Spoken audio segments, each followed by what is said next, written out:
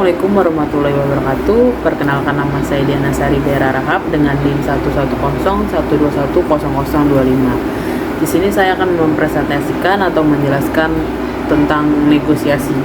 Mata kuliah Komunikasi Persuasif Lobby dan Negosiasi yang diampu oleh dosen Bapak Prengki Paulus Sutanroring, SIP MIP. Guys, kalian tahu nggak apa itu negosiasi? Pasti dari kalian sering ngelakuin negosiasi sehari-hari ya kan, di dalam rumah sama orang tua.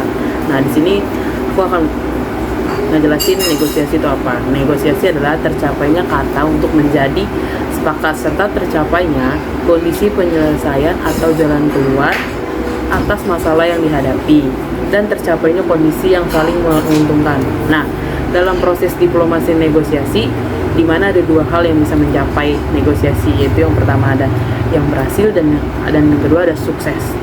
Dan terus dalam negosiasi juga ada tiga hal, yaitu relation, trust, sama offering. Ada juga negosiasi yang bisa dicapai yaitu result sama relationship atau keduanya. Faktor keberhasilan negosiasi. Di sini aku akan ngejelasin faktor keberhasilannya. Nah, kesediaan untuk berkompromi, tidak ada pihak yang dirugikan. Kesepakatan ini bersifat praktis dan alasannya mampu mempengaruhi pihak lain. Jadi, sebuah negosiasi akan mudah jika pihak pembeli penawaran yang menjadi solusi terbaik. Nah, di sini negosiasi ada langkah-langkahnya. Di situ ada 6 langkah. Yang pertama ada persiapan, yang kedua ada pembukaan, yang ketiga ada klarifikasi dan justifikasi, terus yang keempat ada tawar-menawar, yang kelima ada penutup, yang keenam ada implementasi dan evaluasi. Nah, jadi dari setiap langkah-langkah dalam negosiasi di atas memerlukan keterampilan komunikasi, pemecahan masalah, dan pengambilan keputusan yang baik.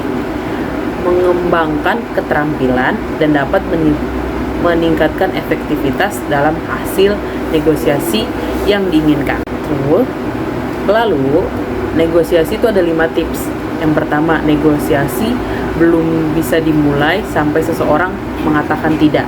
Yang kedua, ada orang lebih senang apabila kita melakukan beberapa penolakan dibanding kita langsung mendapatkan apa yang kita inginkan. Jadi teknik itu disebut teknik teori pintu depan muka.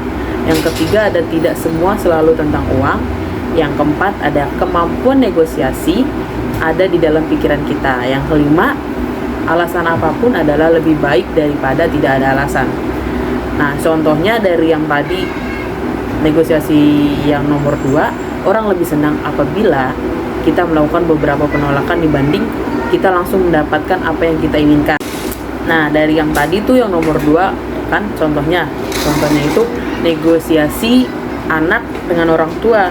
Seorang anak mungkin pertama kali meminta izin sama orang tua untuk keluar sampai larut malam, misalnya sampai jam 2 pagi mungkin. Ketika ditolak, anak tersebut kemudian meminta izin keluar hingga jam 11 malam.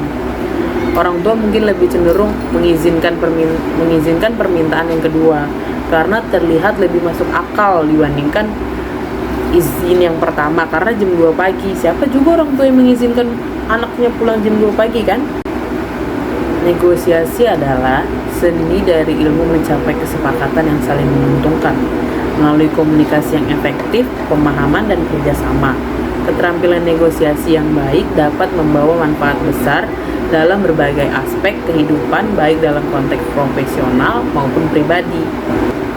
Jadi, kesimpulan dari negosiasi adalah proses di mana dua pihak atau lebih untuk berkomunikasi mencapai kesepakatan yang saling menguntungkan. Negosiasi juga melibatkan berbagai langkah, mulai dari persiapan, pembukaan, klarifikasi, tawar-menawar, hingga penutup dan implementasi.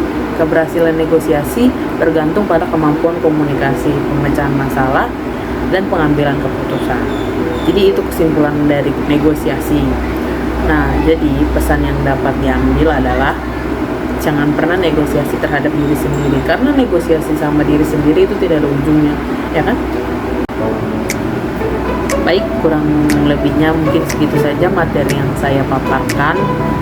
Mungkin ada salah-salah kata atau salah-salah penyampaian materi, mohon dimaafkan.